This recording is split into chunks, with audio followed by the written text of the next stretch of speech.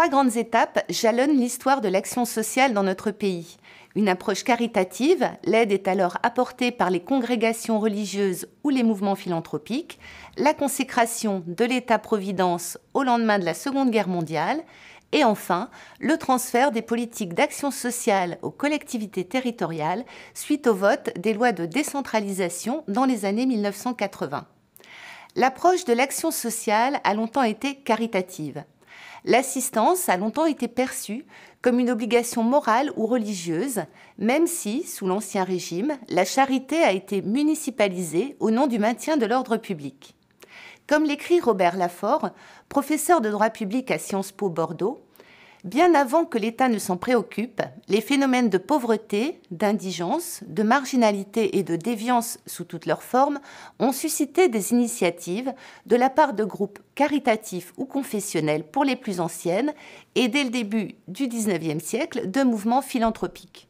Leur antériorité aurait donc donné au groupement de solidarité une légitimité pour se maintenir en place quand la puissance publique s'est engagée elle-même dans le social. Et il poursuit. La seule véritable modernisation dans le champ vient de la mutation des formes de prise en charge de l'enfance, tant abandonnée qu'assistée, avec les lois de 1889, 1898 et 1904. Celle-ci jette les bases de la protection de l'enfance en instituant déjà une certaine articulation entre les institutions publiques et les structures privées, du moins celles qui sont issues de milieux modernistes, médecins, juges, enseignants. L'après-guerre, naissance de la sécurité sociale et de l'État-providence. En mars 1944, le Conseil national de la résistance propose dans son programme un plan complet de sécurité sociale visant à assurer à tous les citoyens des moyens d'existence dans tous les cas où ils sont incapables de se les procurer par le travail. Deux ordonnances, des 4 et 19 octobre 1945, créent le système de sécurité sociale sur un modèle dit bismarckien. La sécurité sociale, gérée par les partenaires sociaux sous le contrôle de l'État, est financée par les cotisations sociales à la charge des employeurs et des salariés. C'est aussi à partir de 1945 et dans les années qui vont suivre que l'action sociale se voit assigner des objectifs ambitieux. Comme l'écrit Robert Laffort, un temps promis à une absorption dans la protection sociale de droit commun, l'assistance va cependant se maintenir et se moderniser avec sa transformation en aide sociale en 1953-1954. Plus largement, autour de ce noyau central, va s'élaborer une action sociale bien plus ambitieuse qui commence par la protection de l'enfance, avec l'ordonnance de 1945, le décret de 1946 et les réformes de 1958-1959. Puis invente le champ du handicap, loi de 1949, décret de 1956, en attendant la grande loi de 1975. Les associations vont devenir gestionnaires de structures dont les formes sont fortement encadrées, en échange de quoi elles pourront suppléer au financement aléatoire de la charité ou de la philanthropie par des ressources publiques relativement pérennes. En arrière-fond, les structures sont enserrées dans des normes techniques, encadrement professionnel, locaux, catégorisation des publics, dont on attend une rationalisation et une modernisation forte du secteur. À la coexistence entre public et privé se substitue progressivement une association du privé au service public mis à égalité, tandis que les administrations centrales s'en tiennent à des fonctions d'administration globale qu'on appellerait aujourd'hui de régulation. Aménagement de l'offre, répartition des ressources et contrôle. Les lois de décentralisation.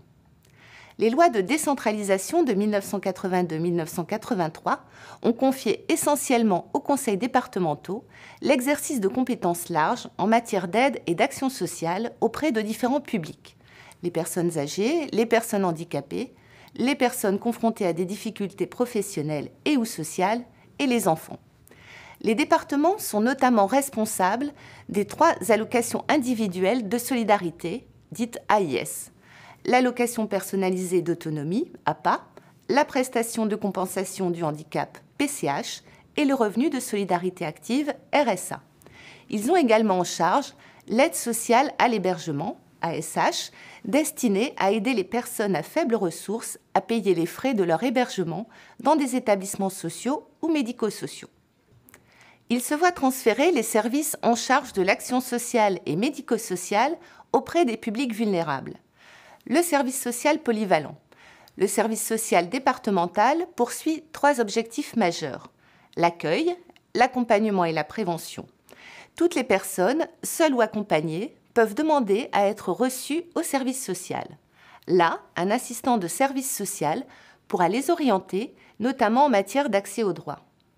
Les bénéficiaires du service social pourront aussi participer à des actions collectives, séances d'information, activités culturelles, etc. Le service social départemental offre par ailleurs une large palette de compétences.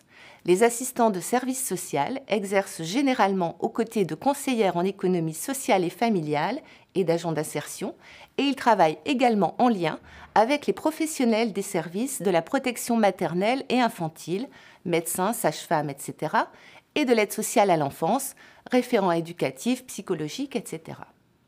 La PMI ensuite. La protection maternelle et infantile, gérée par le conseil départemental, a pour mission de proposer des actions de prévention et d'éducation pour la santé aux futurs parents et aux jeunes enfants, de surveiller et de contrôler les établissements et services d'accueil de la petite enfance ainsi que les assistantes maternelles. De plus longs développements seront consacrés à ce sujet dans le chapitre 2. Enfin, le service de l'aide sociale à l'enfance. Ce service a pour objectif de proposer des actions de prévention, de protection et de lutte contre la maltraitance aux enfants et à leurs familles. L'ASE intervient également lorsqu'un mineur ne peut être maintenu dans sa famille et qu'il doit être accueilli dans une famille d'accueil agréée ou dans un établissement à caractère social. De plus longs développements seront là aussi consacrés à ce sujet dans le chapitre 2. L'article 49 de la loi du 13 août 2004 relative aux libertés et responsabilités locales consacre le département comme chef de file de l'action sociale. Le département définit et met en œuvre la politique d'action sociale en tenant compte des compétences confiées par la loi à l'État, aux autres collectivités territoriales ainsi qu'aux organismes de sécurité sociale. Il coordonne les actions menées sur son territoire qui y concourent.